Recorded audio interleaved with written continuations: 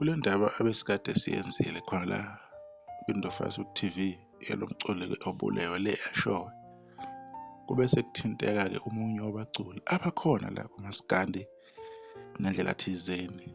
Ingakho-ke i-1KZN TV News iphinde yabuya-ke ne-update ukulekelela-ke leyo ndaba leyo ukuthi-ke ihambe yazathinta nabantu abakanjani.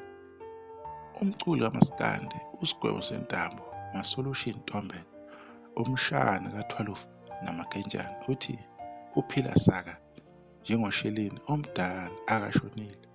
Lokhu kulandela imibiko ebisisabalele kwizinkundla zokuxhumana osukwini layizolo ebithi lo mculi ubulawe i-NIU eNkwaleni, kanti baphambanisa nomculi obesafika endimeni kamaskandi usakhe ngaye eMngcwangu waseshowe.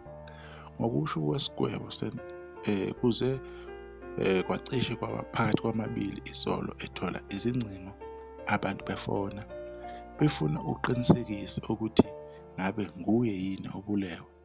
Yize noma kunjalo umculi ubhotshozele iziko lezindaba ukuthi naye usehamba ejeqeza ngoba kunabathile abazingela impilo yakhe yize engathandanga ukwenaba, kepha akuvezile kube ukuthi uzwane nomuntu oyisitha somunye, bese leso sitha sigcina sesimzonda naye ngento angahlangene nayo.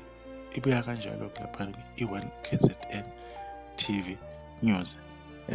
Khona-ke kuyavela kube nokudideka emagameni abantu ukuthi ubani lowo mculi lowo bekuthiwa ulimele, cause abantu bazi abaculi abathize maybe abahlala kuleyo ndawo leyo, kodwa-ke kuphambaneke nje iy'nkomishi kwathiwa ukuthi hhayi lowo muntu abamfanisa naye uSigwebo akusiye, enye nje insizwa yakwaMngcwangu.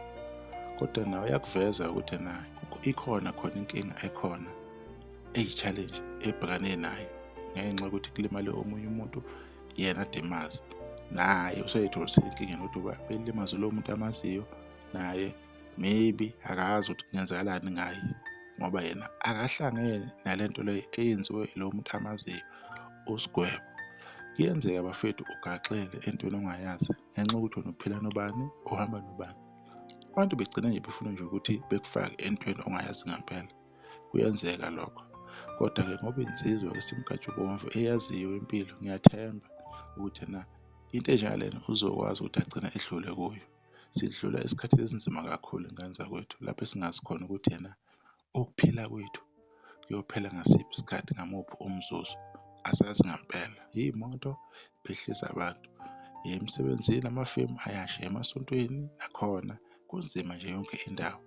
Entertainment kubole yonke nje indawo, akwazeki ngempela ukuthi kuzophelelaphi, kodwa-ke impilo-ke injalo-ke. Maybe as izwe asazi noma khona kumele sibuyele khona yini, khona lapho esesisuke khona, lapho esasikholelwa khona, angazi, kodwa-ke kuningi okwenzakalayo. Kodwa-ke indaba sizoyibamba lapho-ke ekhuluma ngaye-ke uSigwebo Sentambo ebibhalwe ubani-ke i-1KZN TV News ebibhalwe ngaye-ke uSigwebo Sentambo-ke.